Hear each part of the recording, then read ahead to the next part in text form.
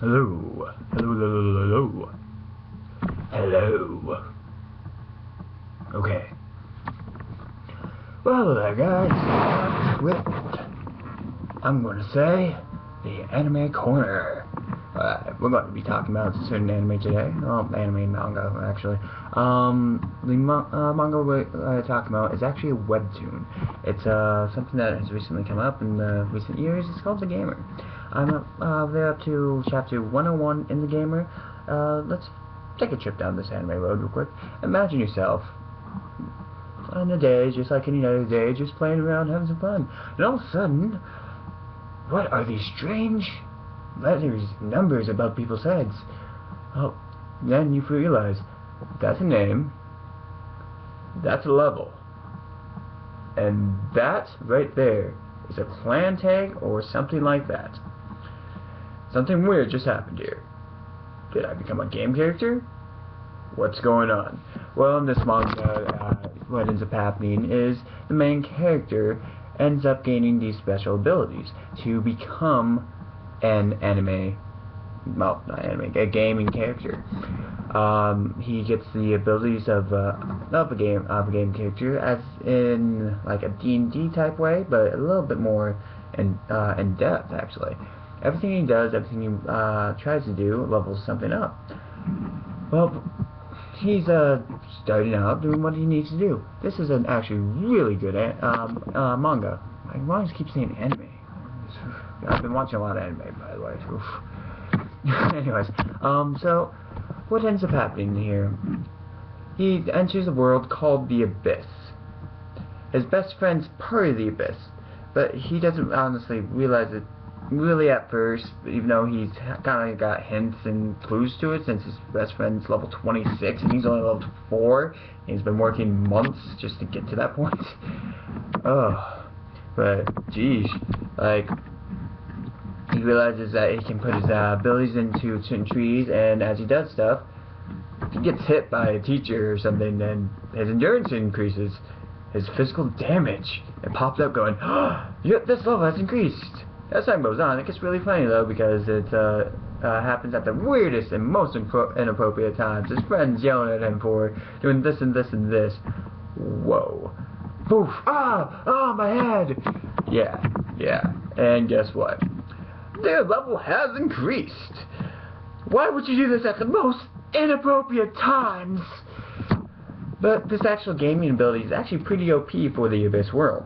People really sought after it, people want it, and everything like that. So he has to actually build himself up and become really strong in order to be able to defend himself from others. Honestly, this manga is webtoon we'll go with right now, because it's not manga. It is a webtoon. It's on the web. It is shown in, I have it on my phone with my manga reader actually. Well, manga, whichever one you guys prefer to say. I don't really care. I know exactly how it's said, but most people are just going to argue the difference between the two. Blah, blah, blah, ichi, ni, san, yun. Come on, guys. Japanese, read it like what you need to read it. Anyways, so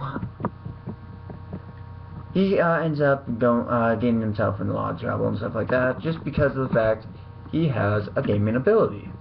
Okay, it actually restricts his thought of fear, pretty much. He's always calm. As a game character, he's always calm. He's hero of the game, stuff like that.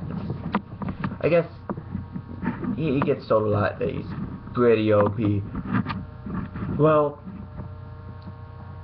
this is chapter 101, I do believe. Let me check real quick. I think it is 101. Go and check on my phone. Search fairy tale. Oh, there you are. No. Yeah, 101, which is actually technically chapter 100. They had a little split off between seasons. It's in season 2 of the webtoon series. The first season just starts off as introducing the characters, getting everything set up. It's actually kind of slow, I guess you want to say, but to build the storyline out of something that's nothing right now, technically, is kind of hard as is. So building it up to that point that they had it, so he can actually do more things, get into more battles. You see him actually gain skills and stuff, using buying books to increase his skills. Like literally, he sees a book. Let's say my Munchkin game is a book. He looks at it. He's like, okay, pop something up. Would you like to learn this ability? Yes. Click. You do not have the requirements for this ability. You need more strength. So it actually goes beyond with all that. Like it literally has a stat basis. He actually has restrictions and stuff, but so far it seems he can outdo those restrictions.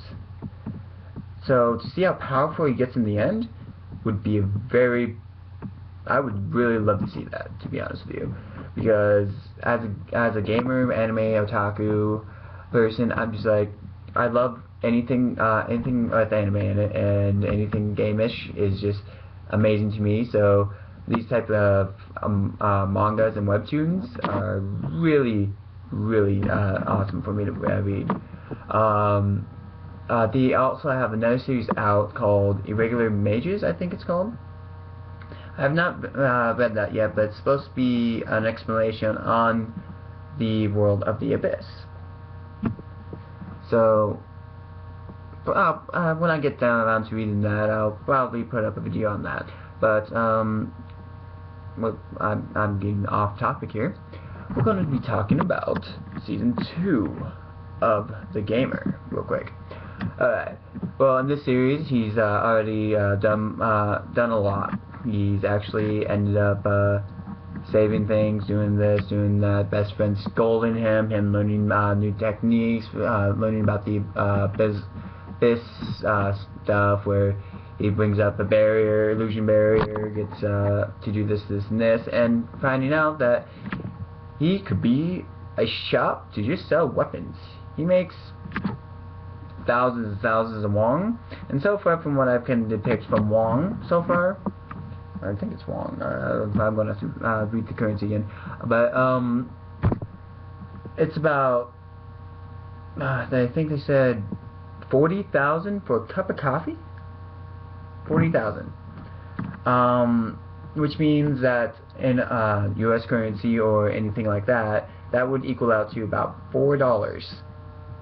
So about every 1,000 wons is $1 in our time, in our little stuff. So they in the webtoon, they literally go off about getting 10 million won. You think that's a lot? Well, that's $100,000 technically. It is a lot, but you have to think in prospect in a different way. Like, whoa, well, if you do this, this, and this, it's actually not as much as you thought it was, but it's still a lot in that pretense. Like, he can sell something for 300,000 won, which, what's 300,000 now? 300 million won, which comes to $3 million. That's actually a sufficient amount of money. That is amazing on what he can do, but he spends just as much money as he makes. So in the end, he kind of balances out. In the end, he has money to spare. He can actually use it in real world stuff. And he earns it just by killing a monster, just like a game character. So honestly, my feelings on this webtoon is I love the webtoon because of the fact that it's a game, not a game type way, but at the same time, if I'm taking a look at it as a anime manga point of view, I would have to say the main character is too OP for the storyline. Kind of like there was no real build up to his character log. It was more, hey, we're going to do this, this, and this, and he's going to be stronger than he should be because he can literally OP himself out like that. Like, this, going OP. Hey, I'm going to do this. I'm like, what's a good manga to depict that from? It would be... I just had it in my head. It's good character progression. Oh, Naruto. But if we're going by Naruto standards, if that's the case. Naruto, as a kid, he lost a lot. he didn't really win. He was really horrible at what he was doing. He didn't really become good until Shippuden, when he actually started learning more, being able to do what he needs to do, and getting things done. So the character progression of this webtoon is a bit quick. He's a OP pretty much in the beginning up to a point. Yeah, he can't do much because there's obviously people out there way stronger than him that are kind of technically known as gods, because that's what people believe. And in this webtoon, your thoughts is power. So anything that you can imagine, a big group of people believe in one thing. Like, let's say we believe that let's give it something random and weird, that giant flying pandas exist, and they have amazing powers beyond our comprehension. Well, if I got enough people to follow that, to actually believe that, guess what? Well, yeah, we got a god.